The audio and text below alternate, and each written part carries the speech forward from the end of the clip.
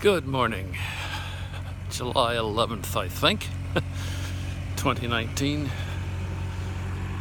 I'm walking along the bicycle path close to my home, right along the Ottawa River, which is not visible at the moment, but you'll see it in a minute.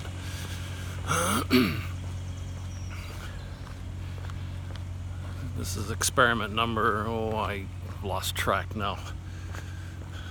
Trying to see if I can walk, talk, think, and record a video all at the same time. That's 4 things. My wife's always winding me up, telling my daughter, "Don't ask Dad to do that, that'll be 2 things at the same time and you'll fall over or something." She always makes sure to tell me when I'm within earshot. Anyway, this is 4 things, so let's see how this works. Apologies if the video is a little wobbly. I'm trying to hold it as still as I can. Anyway, besides trying to see if I can do 4 things at the same time, the question on my mind this morning is, how do you buy, and I'm all about questions, by the way, you'll find that's one thing I'm constantly thinking of. How do you buy self-belief when you're all out? Good question. I'll see the river coming along here in a minute. And here are a bunch of thoughts in no particular order. By the way, I've been there. Some people are born with just oodles of self-belief. They seem to be those that have greatness thrust upon them, in the words of the bard Shakespeare. Or they're born with it, I guess, in their case. What do you do when you're all out of self-belief? I wasn't born with self-belief. It was something that almost seems to has to be modeled for you, and I've had to learn it. And the first thought I'm going to give you off the top of my head is, it's the wrong question. There's the river. Just a bit of it in the background there. We're going to keep walking right along the river. I'm going to take you to a point here in a minute called the Buff, which has got a great view looking up the river. Morning.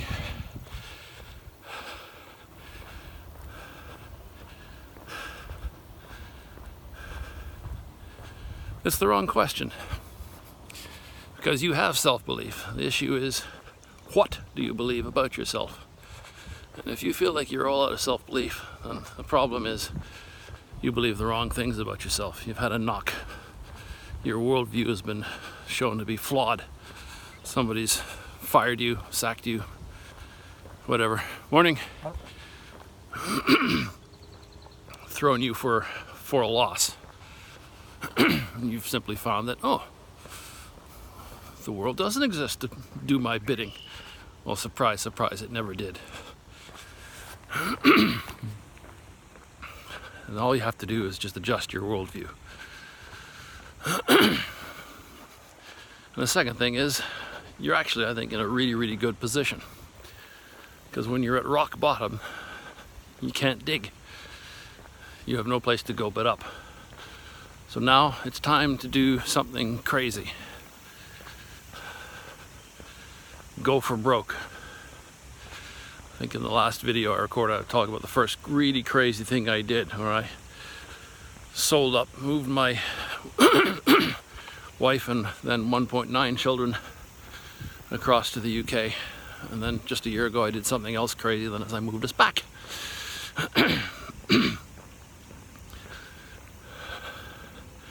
Time to go for broke. I keep thinking about that old washed up boxer in the 1970s who was a champ, and everybody thought he was washed up. And so he decided the only thing to do was to challenge for the championship again. His name, by the way, was Frazier. And that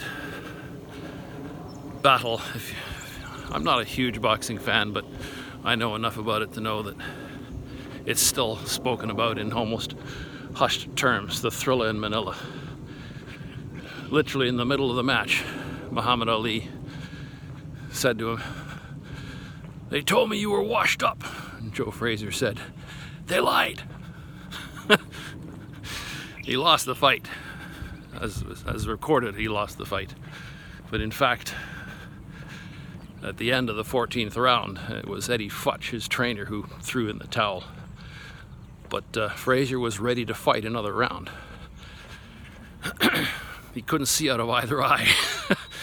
But he was ready to go out another round. And I think Eddie Futch, had he known what was going on in the other corner, if I have this story right, I think it's correct. If he had known what was going on in the other corner, he might not have thrown in the towel, because in the other corner, Ali was telling his trainer, Angela Dundee, to cut his gloves off. He had nothing left. So yeah, history records it as a Muhammad Ali win.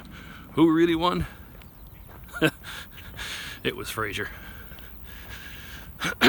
Now that's obviously a bone of contention. There'll be lots who will disagree with me, but the point is, everybody thought he was washed up, only nobody told him. And he dug deep and found another way to make a difference. Second thing you can do is remember, it only takes one success. Only one. Failures are a dime a dozen. They come and they go. It just takes one win, and that's all it takes. And then the third thing I would suggest is, once you've had a win, look at that.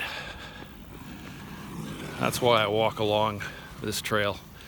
We were just along here last night, my wife and I. And it just is beautiful. There's some fantastic wildlife in here. I just saw a cardinal a few moments ago, flaming red cardinal. It was beautiful. Something about this river really soothed my spirit.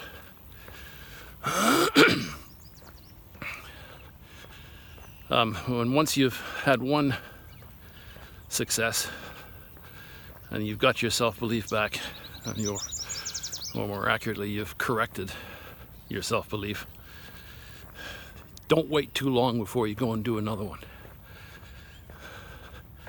I moved my family across to the UK, and it paid off, but then I got complacent again, and I waited too long before I did something else. I waited too long.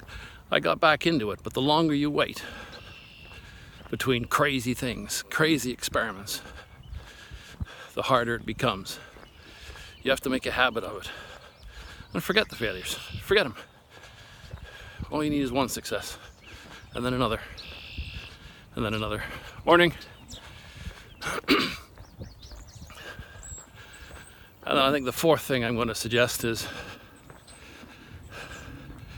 don't look inward, look outward.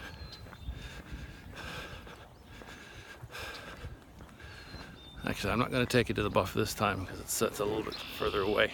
But I'm going to take you down this spot here, because this spot right down here is just gorgeous. The mosquitoes might eat me alive, but never mind. This is a path right down to the water's edge. Tell me there's no poison ivy along here. Doesn't look like there is.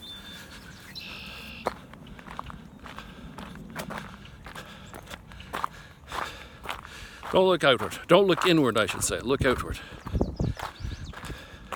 The temptation when you've been knocked down is to curl up and retreat into yourself and feel sorry for yourself. Wrong move. Think who you can serve. There is always somebody you can serve. Always somebody to whom you can make a difference. There, look at that.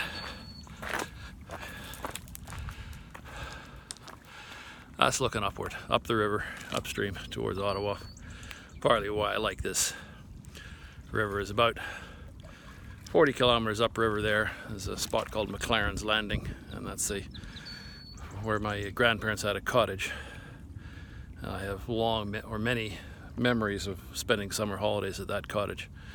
I haven't been there in years, and it's left the family now, but as a result, the Ottawa River does something does something to me. I just love sitting here watching the river, even in the winter time. You can come along here. You can literally.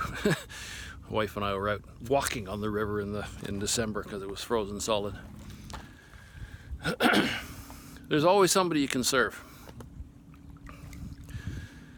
I remember, 30-something years ago, being quite shocked one day when a friend came along and says, "Man, remember when you said X, Y, or Z? That changed my life." I went, no, I don't remember that at all. I had no idea I had turned his life around. Maybe not turned it around, but I had made a difference to him that day. There's always somebody you can serve. So, right. I'll stop talking. I'll just let you look at that for a minute. Right across there, that's the Gatineau. They've had a hard spring, those. They've been flooded out. The river is, where I'm standing right now was 1.5 meters deep underwater just 6 weeks ago. But so the people across the river got flooded out. But thankfully it's back down now. Okay, I'll do enough talking. Have a good day. Think about what I said.